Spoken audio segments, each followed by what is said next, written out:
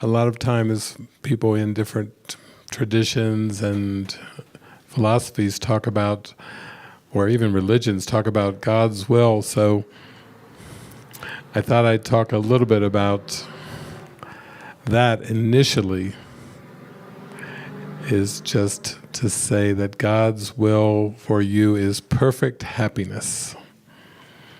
And that probably resonates in your heart. If you're thinking of God, sometimes growing up, there's some countries invaded, or something happens here, or some catastrophe or weather condition, and they talk about, well, that was God's will.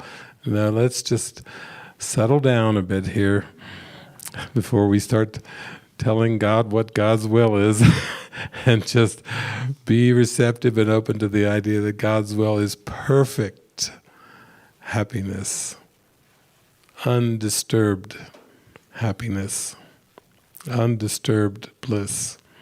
And then also that we're opening to an experience that our will and God's will is the same.